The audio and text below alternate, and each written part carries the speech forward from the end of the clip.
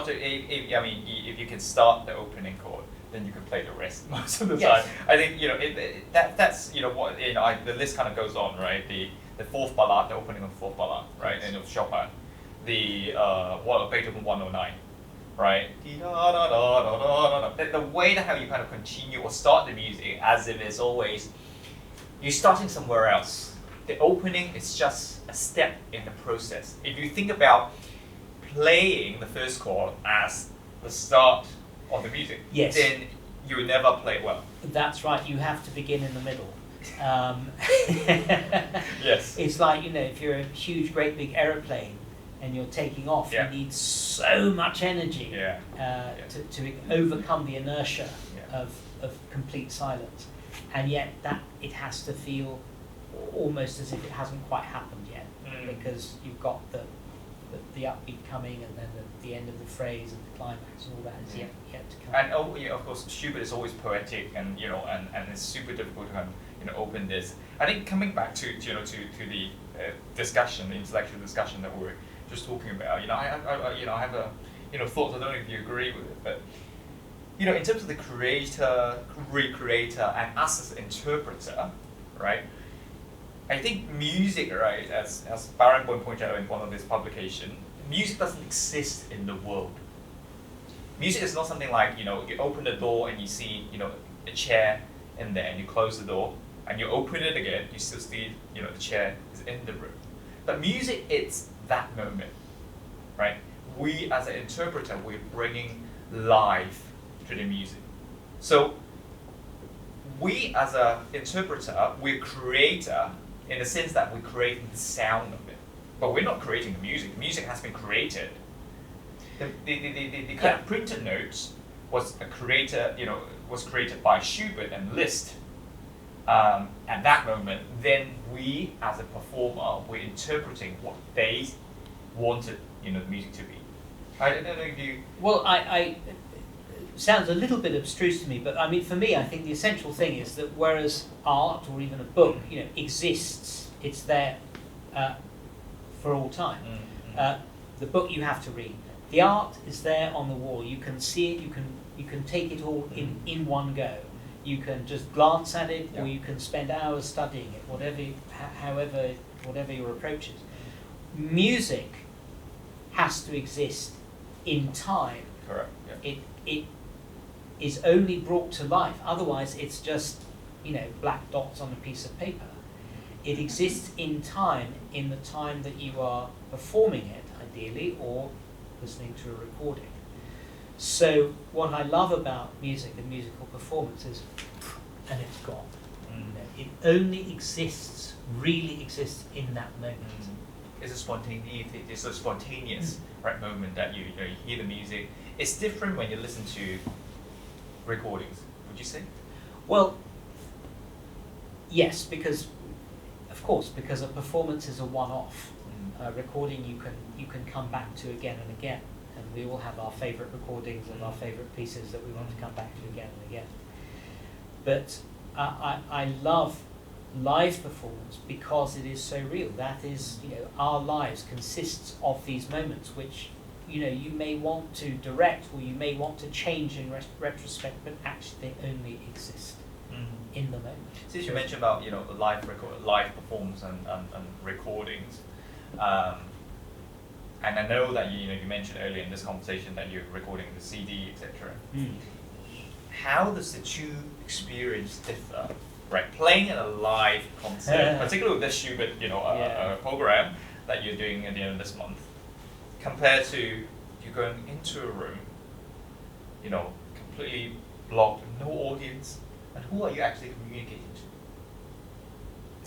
to? In the recording studio. A very good question. It's been a while. I made my first recording when I did because I thought there are a whole bunch of pieces that aren't really out there, that people barely know, and these are pieces I've just picked up on highways and byways in my my cruise through my musical life, and I thought I'd love to have a record of them, literally a record of them for people to hear. This is quite different. And I have no idea how the recording will turn out. I find it a much, much harder situation to negotiate, as I think most performers do. I mean, there are only a handful of people who, Glenn Gould being the one that springs to mind, who actually preferred the recording studio to live performance. I like music at the moment. And I should say, I think, on that score, isn't it wonderful that we're now able to return to this? I have to say, I've never seen the halls in Hong Kong so busy and full of life. It's amazing that over this period, I was in communication with a musician friend of mine in England who recently opened a piano shop in Kent. And I rang him up about some work here, online. And he said, I thank you very much, I'm terribly busy at the moment. And I thought, God, he's got this huge big shop in Kent and he's just opened selling pianos. And everyone's struggling with paying rent for shops that they can't, that are closed. And he was doing a roaring trade. Isn't it interesting how in these moments of crisis, years, a whole year of crisis, that people come to music and people were buying pianos because they had all this time at home. And remember that, of course, we're incredibly, insanely lucky here in Hong Kong that we've been able to carry on a more or less normal life, go out pretty much do what we want. Whereas in other countries, people have been shut up in their homes. But they bought pianos, so that they wanted to do something, take up something, learn something, and he did very well. Music is an amazing thing to come back to in crisis. I remember I was thinking just earlier this morning. Remember the Lehman Brothers crash? What was it, 2008? Yeah. And everyone, people were losing their shirts and austerity, and in common with many people that I knew, musicians, bookings were going up, not down. Just when you would have thought people don't have the cash to go and spend on frivolities like music and concerts, the opposite was happening. Music helps to clean our soul. It's something that we need, whether it's during crisis, and particularly during crisis, like in COVID and things like this. So it's something that I think most of all of us are very much looking forward to, to recital in 29. And you mentioned earlier about a live performance, and this is what we actually need, right? It's you can always go on to YouTube or go on to any of the social media to listen to any of the recordings, but it doesn't give you the excitement or that moment that you're living in. It's always that moment that you're capturing, both in your mind and in the audience's mind, that will help us to shape the music. Because when you go to concerts, you're actually what are you actually thinking? I'm curious. Well, when you go to a concert, when you listen, let's say we've got two Robins today, or on the 29th, right? One Robin is playing, on the Schubert Sonata. If the other Robin sitting on the front row, what are they actually thinking? I had one such experience when I was it was my the closest I came to it was my finals recital at university, and I think the specific event that had happened was my first piano teacher, who taught me all the way up to 18, suddenly died in her sleep about 5 days before, and I felt her presence with me from the very first note to the last. And it was a very, very special recital. It was in the Hollywood Music Room. Hollywood Music Room, which is, as you all know, is the first purpose-built concert hall in Europe. Yeah, and just to add, Haydn also played there.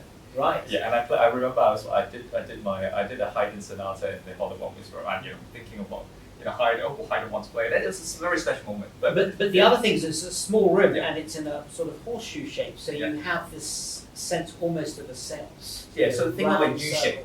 So like the piano here, piano this way, and then you've got an audience sitting with all the lovely acoustic. But I on that occasion, it's very difficult to describe. I felt there was a part of me, like an astral projection, that went out into the audience and was listening from the audience and saying, I think this next bit needs to be a bit quieter. And can you bring out that? It was very strange. It was like I was being conducted by another part of myself. Anyway, this is all just, I think, to get a more important point about live performance. Why is it that people will pay a lot of money to go and see a film at a cinema, which they could just as easily see on their huge widescreen TV at home for nothing, and answer the phone and do whatever they need to do? Part of it, they want the sound and all the effect. Part of it is just to be around other people. Has to be. Why would we go to all this fuss? And certainly the same is true about musical performance. It's about experiencing with other people. And Schubert, of all composers, I mean, it's hard to think of any composer who was more convivial than Schubert. He was really carried through his life by his friends. He was all over the place. He had no sense of self-promotion. He had no idea how to sell himself and sell his music. It was his friends who did it for him. Which is the Schubertiade. And that's how the Schubertiade came about, where, in the 1821, Yes, you've done all your research.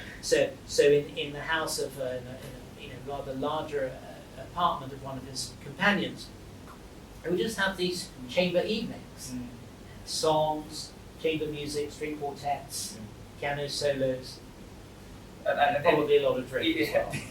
Definitely, because it really helped Schubert from a financial perspective, right? He had to kind of create a lot of new music. At the beginning, he enjoyed it, but I wouldn't say the same. He didn't say the same towards the end of his, of his life, because he had to sacrifice based on his note, sacrifice time to write simple music, as opposed to nobody. He once mentioned nobody enjoys the art in this room. The real art, and he actually sacrifices time creating simple music to satisfy this group. And actually, he could have done more about the actual music he wanted to write, in his other time. So I think, and by the way, that kind of occasion doesn't, music is just one thing, and there's always food and drinks, beer, and then you're planning also to offer this as also in your recital, or? Well, unfortunately, COVID restrictions militate against that, which is why I'm doing a straight through, no interval program. Yeah. But I think that wonderful. I think above all else, he was a chamber. That was his real love. I think just to be with a few friends. He was an introvert, basically. In fact, the more I've researched Schubert's life, the more points of identity I find in my own. That he was very, as a youngster, he was pretty much a loner. And there's a description of him at school just sort of doing this when he's walking. He's playing a silent piano while he's walking from one class to the next. It was only really in his late teens that he became more society-oriented, but even then, just mainly with his close friends. There was one encounter that between Schubert and Beethoven. So, since you're talking about him being an introvert, etc., there was one encounter where he wrote in his diary and saying that actually I saw Beethoven across the coffee shop, but I'm not brave enough to go and introduce myself. I mean, these kind of things you see what how Beethoven or Schubert in his mind, what he was going through, and also the kind of personality that he has. Speaking about personality, characteristic, and all these, right? One of your repertoire, one of the pieces in the program, of course, is the very famous Impromptu in G flat or /G. The reason why I'm saying this, of course, we all know that for a period of time, this Impromptu was published in G. Now you're playing in G flat. Of course, that's what Schubert wrote. Why did we decide to play in G flat and not in G? And what do you think the the key differences? Well, I don't know anyone who's played it in G. I mean, anyone who's of any note who's played it in G major. I did actually see a copy of it in G major, and I remember as a teen, I was with a couple of musical friends, and I was playing it, and I kept shifting from G to G flat and back again. But yes, it was written, as you said, in G major because it was published in G major because that appeared to be the easier key to read it in. It's definitely G flat. And I don't know how you feel about this, but for me, flatter keys are darker, sharper keys brighter. So G flat, there's a world of difference in feel between G flat and G. I'm not quite sure about the tuning of Schubert together. Quite probably anyway at G major would have sounded a bit G flattish today. I can't be certain about that. But yes, all those flat, it does for me. It is a dark piece, and I think like a lot of Schubert's late music, it seems to have the scent of death hovering over it, even when it's calm, even when it's serene, even when it's in a major key. You can feel these dark forces coming, with, death coming to claim you, just behind you. Don't worry, I'll catch you. I'll look after you. Back then, I think a small difference in the key makes a huge impression in the audience. So G and G flat, today's piano, it sounded there's a tiny bit of difference. But back then, when the composer chose their own kind of key, it represents a key characteristic for them.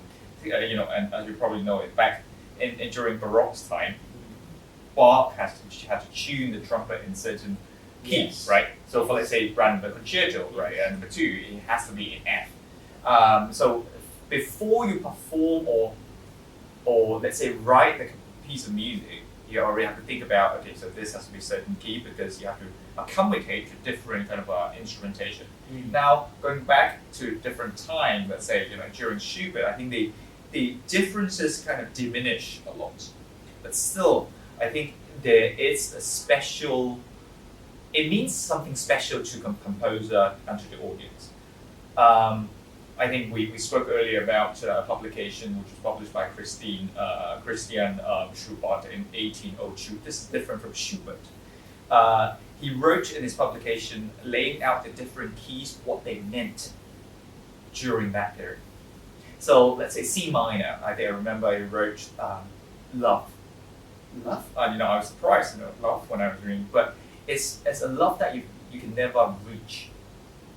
That kind of tension. Okay, so I think for each of the composer, each of the period, for each of the audience, for us as a listener, they represent something different. Of course, we all know the famous story of C minor, Beethoven, etc., and how tragedy. Correct, and the number of sonatas that he wrote. For Schubert, the impromptu that you're playing, in a couple of weeks' time, in G flat represents something different, right? To both Schubert and also to the publisher. I think that's the kind of that's the kind of topic that I wanted to route back to the earlier conversation, which we mentioned, for this fireside chat, was that if the composer really wanted to write in a special key, right, they would have done it. Same principle applies to the transcriptions. If they really wanted to, write a transcription in piano, in violin, they would have done so, which they did for the Erlking, right, in different arrangements. Would you agree, or do you have a different perspective? I think the main thing about transcriptions is that they're a very good barometer of the popularity of a piece. The more well known and more well loved a piece of music is, the more. In the common parlance, modern parlance, it would be cover versions, wouldn't it, of songs you're going to get. And the case that you just mentioned of Erlking is particularly interesting. I mean,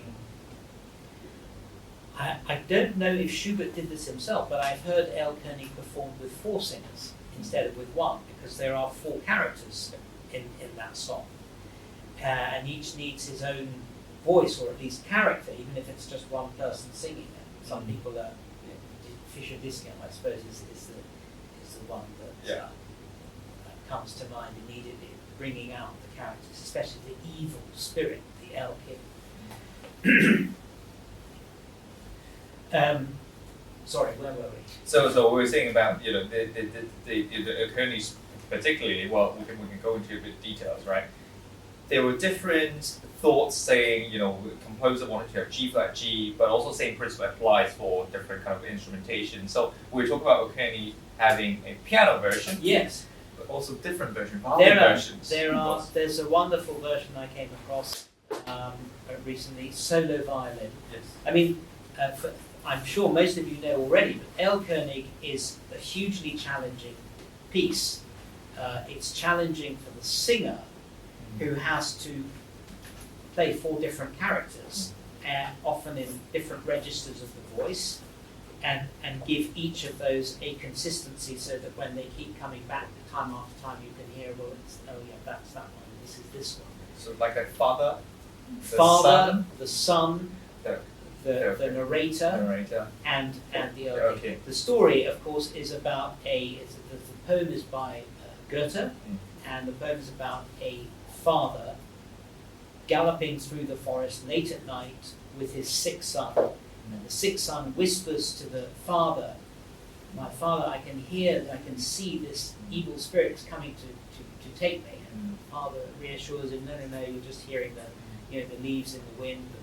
And by the end of it, the child's pleas grow stronger and stronger, and he uses the same, Schubert brilliantly uses the same material, upper pitch, upper tone, upper semitone, rising each time.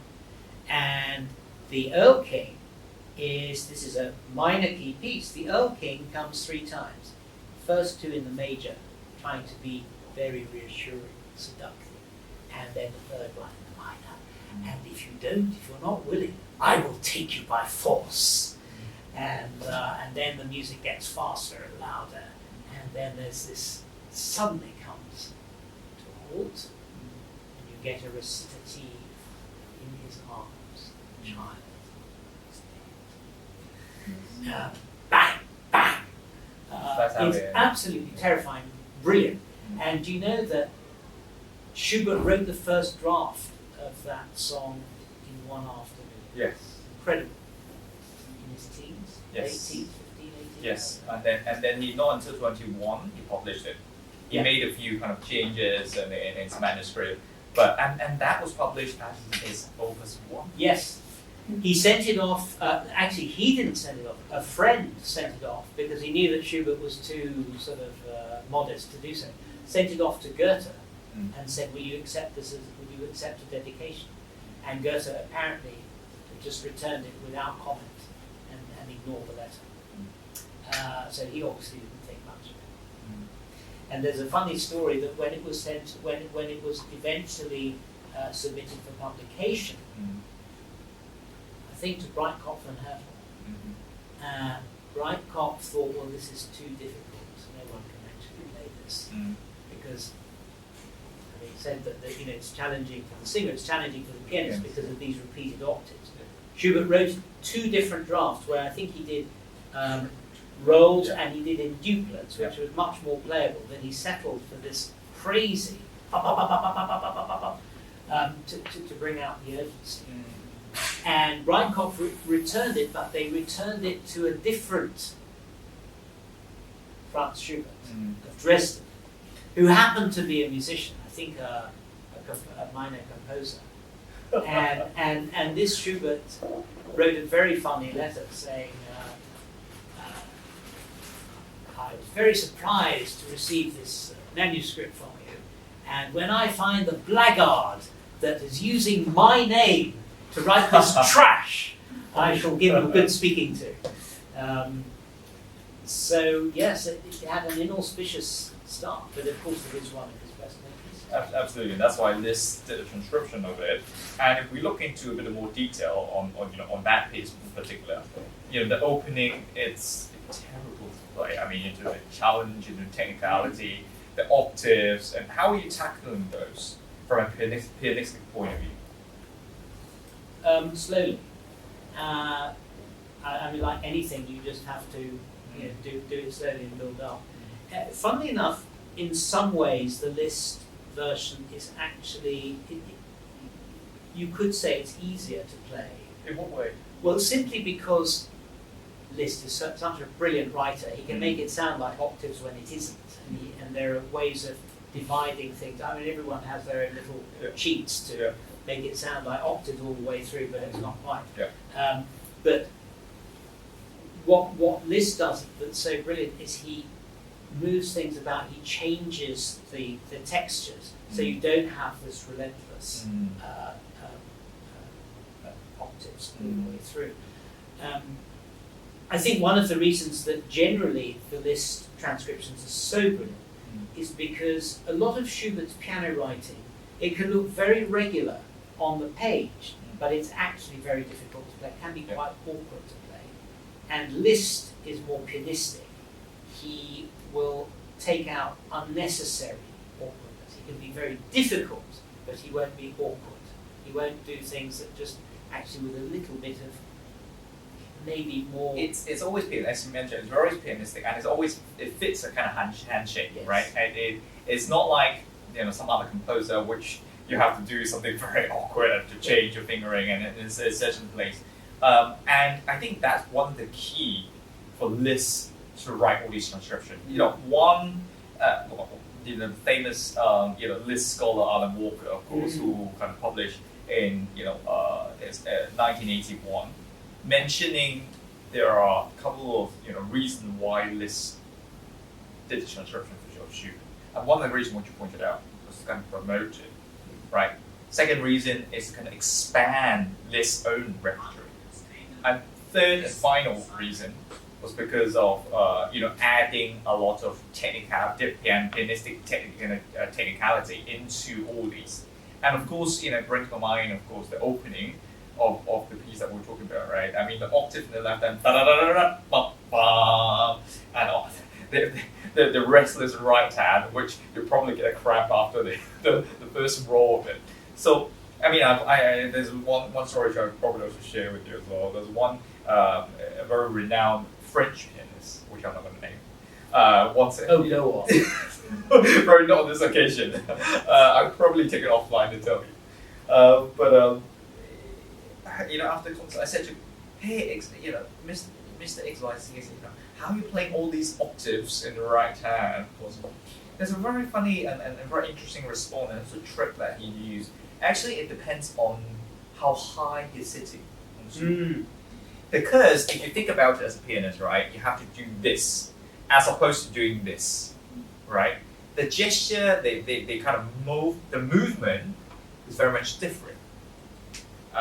So I just, I'd be curious, and Wolf will be very curious to understand how you're tackling all these small little things, and what are kind of advice or tricks that you will probably give to some of us that you if you have any.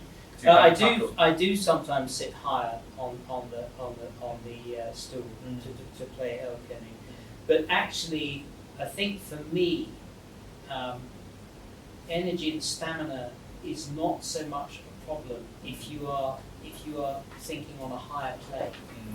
And to me, as someone who studied singing and who's actually I didn't sing Erlking to any I perform it, but I've sung through it, and keeping in mind the words and keeping in mind the moods, and very volatile. You've got the reassuring father, the dispassionate narrator, the terrified son, and the evil Erlking. Keeping all that in mind somehow just puts a lot of the technical issues to one side. So I try to keep my thinking not on what I'm doing, but on what people are hearing and what you want people to hear. Something I heard that I love is from an actor friend recently, who was talking about the terror of going on stage and lights down get your 5-minute warning and your 2-minute warning, and then you go on, you get your cue, you have to go on. And he said, just remember, it's not about you, it's about the audience. Mm. So your mind should always be half in the audience, listening to what you're playing, not thinking about me and my notes. Yeah, it's very easy, right? It's easier said than done. Yeah, to have think, right? You're the pianist, but your ears always have to be at the back of the concert hall, right? To always imagine how the sound would travel and how the how it would be interpreted. As much as I will